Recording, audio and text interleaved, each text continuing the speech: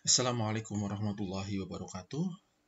Selamat bertemu kembali dengan saya, Muhnur Kholis, yang pada kali ini kita akan mengupas tentang fasilitas pajak untuk rumah sakit berkenaan dengan penanganan COVID-19. Dalam materi ini, kita akan bagi menjadi 3 bagian terkait dengan fasilitas perpajakannya. Yang pertama, kita akan kupas fasilitas BPN.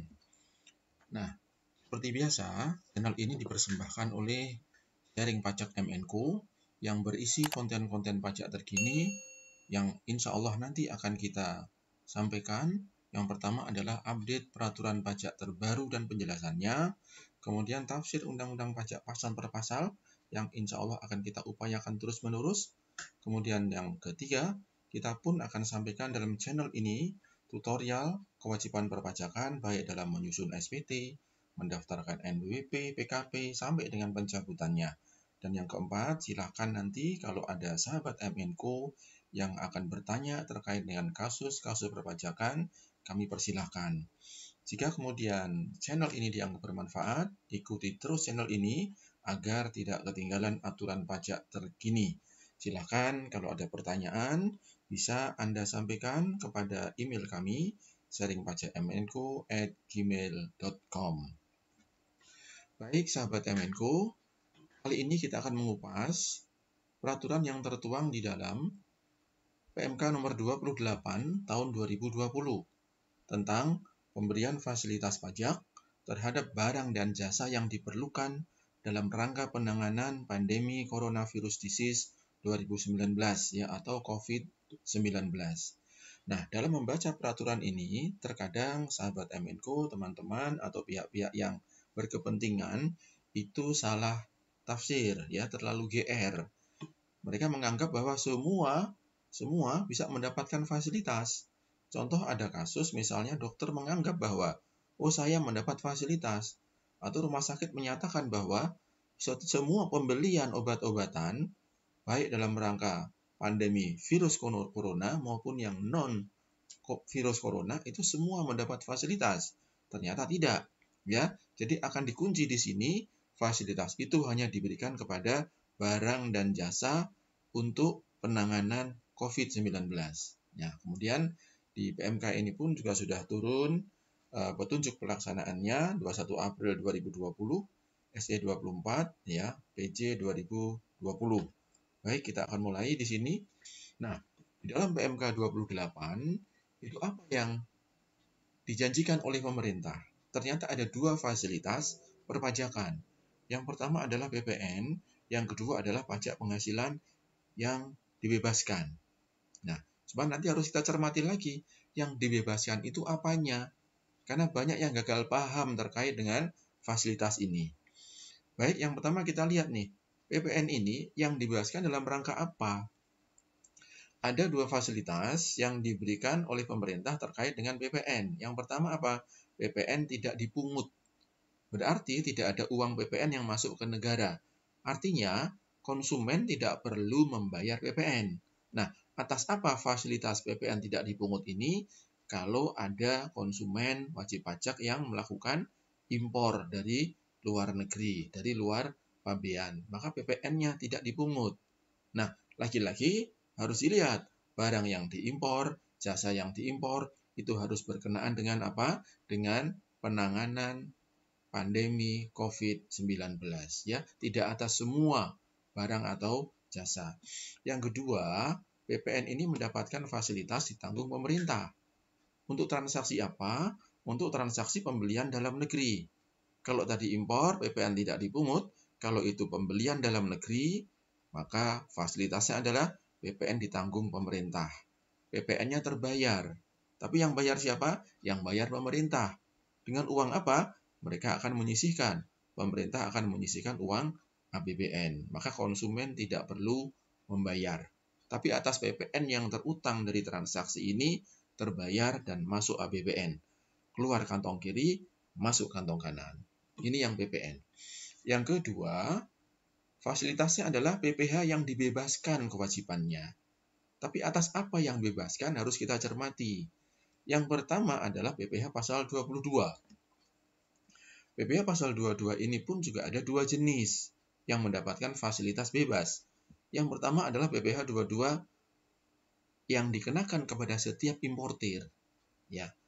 Nah, apa objeknya? Objeknya adalah setiap transaksi pemasukan barang dari luar pabean ke dalam daerah pabean. Ya, impor barang. Maka PPh 22 yang semestinya dibayar oleh importir, maka dia tidak perlu membayar karena pemerintah memberikan fasilitas dibebaskan.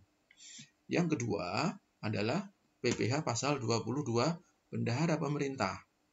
Kita tahu bahwa setiap pengeluaran pemerintah untuk pengadaan barang ada kewajiban pemerintah harus memungut kepada rekanannya, kepada suppliernya. Sebelum pemerintah membayar harga barangnya, maka diambil 1,5% untuk PPh pasal 22. Nah, ini pun mendapatkan fasilitas pemungutan ini dibebaskan. Maka rekanan yang sebelumnya dia dipotong 1,5% atau tepatnya dipungut 1,5%, maka terkait dengan pengadaan barang, terkait dengan pandemi corona ini tidak perlu dipungut, ya. Kemudian yang ketiga ya. Yang ketiga adalah PPh pasal 21. Nah, ini banyak yang gagal paham. Mereka menganggap semua PPh 21 baik yang diberikan kepada pegawai atau orang-orang termasuk dokter yang menangani maupun yang tidak menangani pandemi corona ini mendapatkan fasilitas pembebasan. Maka kita harus hati-hati betul dalam menafsirkan suatu peraturan undang-undang, harus lihat kata demi kata, ya. Nah, PPh 21 ini akan dibebaskan kalau apa? Kalau ada pembayaran imbalan kepada orang pribadi, ya. Maka pemotongannya dibebaskan, tidak dipotong PPh pasal 21, ya. Kemudian pasal 23 juga sama di sini. Ketika imbalan jasa dibayarkan kepada sebuah badan, maka yang sebelumnya dipotong PPh pasal 23 sebesar 2%, ketika jasa ini diberikan dalam rangka penanganan pandemi COVID-19, maka atas PPh 23 ini kita tidak boleh melakukan pemotongan PPh pasal 23. Nah, kesimpulannya apa? Harus diingat di sini. Yang dibebaskan adalah pemotongan atau pemungutan saat transaksi. Jadi sebetulnya ada penundaan di sini. Saat transaksi tidak dipotong, saat transaksi tidak dipungut, tetapi pada akhir tahun, semua pihak yang mendapatkan penghasilan di sini, atas imbalan-imbalan yang diterima di sini, atas keuntungan yang diterima di sini, tetap harus dihitung pajaknya di SPT tahunan. Jadi bebas sekarang, tapi di akhir tahun tetap harus dihitung pajaknya. Ya, jadi akhirnya apa? Akhirnya sama saja sebetulnya. Ya, cuman di sini sekarang saat transaksi cash flow kita utuh, tidak dipotong. Itu mungkin tujuan yang diharapkan oleh pemerintah, ya. Baik, selanjutnya. Nah, selanjutnya siapa saja pihak-pihak yang bisa mendapatkan fasilitas ini? Ternyata PMK 28 ini menunjuk ada 3 entitas, 3 lembaga yang bisa mendapatkan fasilitas. Siapa dia? Yang pertama adalah badan atau instansi pemerintah yang ditunjuk sebagai Satgas Penanganan Pandemi Corona. Contohnya siapa? BNPB, Kemenkes misalnya. Ya, itu ditunjuk dia untuk melakukan penanganan pandemi COVID-19. Maka ini masuk kategori pihak tertentu dan akan mendapatkan fasilitas PPh maupun PPN. Yang kedua adalah rumah sakit rujukan.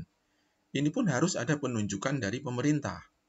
Kalau di daerah itu ada penunjukan oleh gubernur, ya, maka rumah sakit yang ditunjuk ini pasti nanti akan mendapatkan fasilitas PPh maupun PPN. Nah, yang ketiga siapa? Yang ketiga adalah pihak-pihak yang ditunjuk oleh badan tadi, yang ditunjuk oleh rumah sakit rujukan tadi untuk bekerja sama, ya, mensuplai barang dan jasa berkenaan dengan penanganan pandemi COVID-19.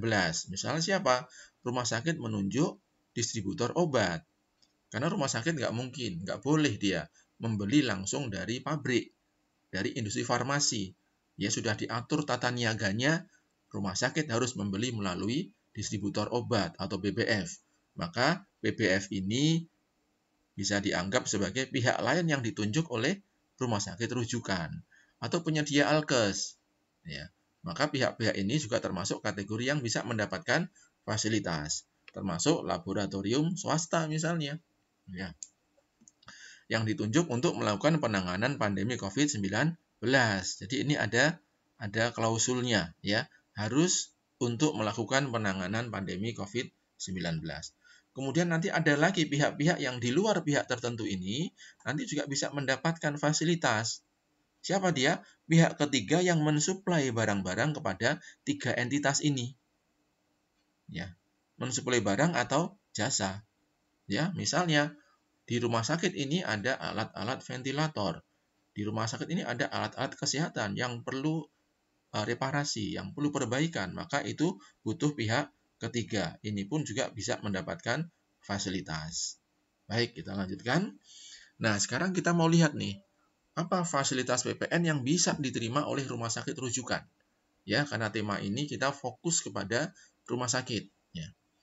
Entitas rumah sakit. Yang pertama adalah rumah sakit berpeluang mendapatkan fasilitas PPN tidak dipungut. Atas apa? Kalau rumah sakit ini melakukan impor barang kena pajak, ya, yang sebelumnya semua importir itu kena 2,5% atau 7,5%, maka rumah sakit rujukan ketika impor tidak wajib membayar PPN impornya, ya, karena apa? Mendapatkan fasilitas tidak dipungut.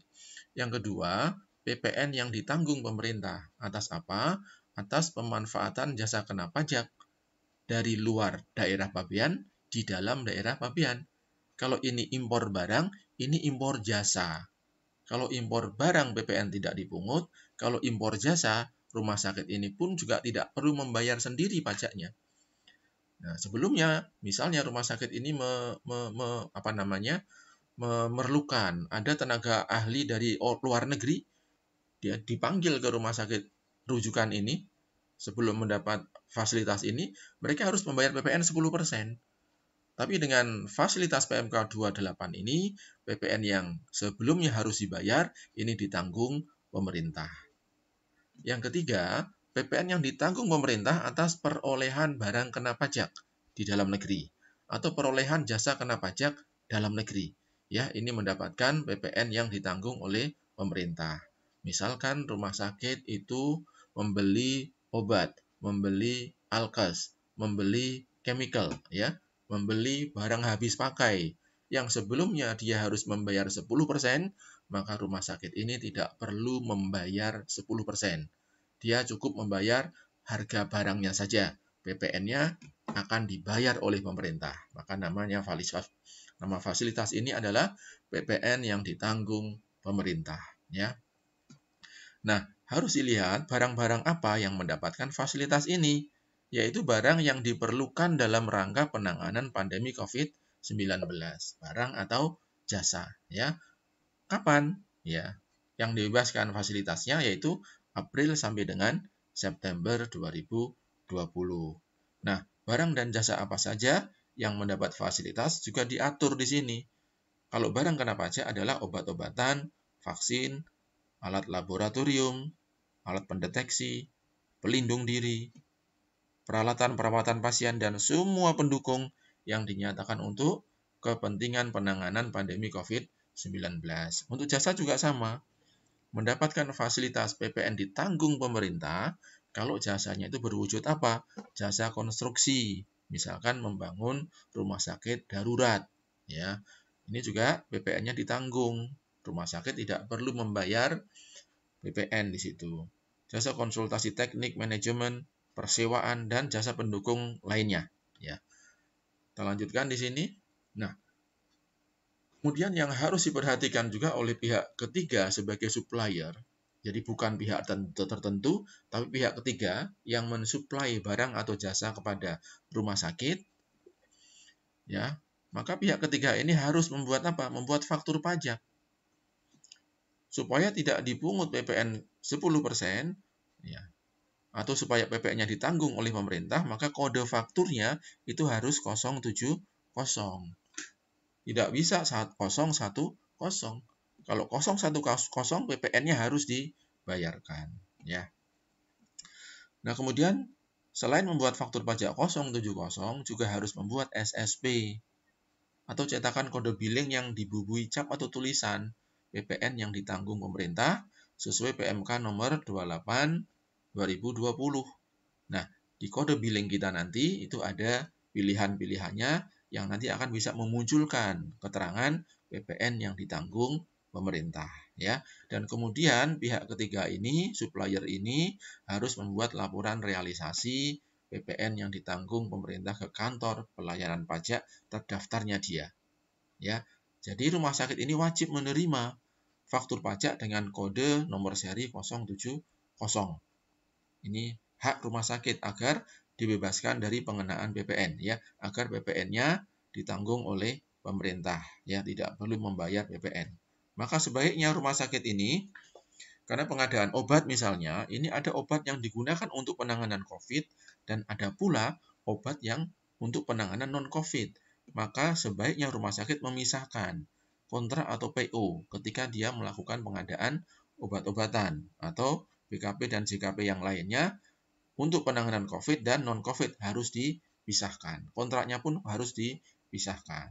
Misalkan cleaning service untuk yang COVID harus pakai kontrak sendiri. Kontrak yang non-COVID harus dibuat sendiri, ya.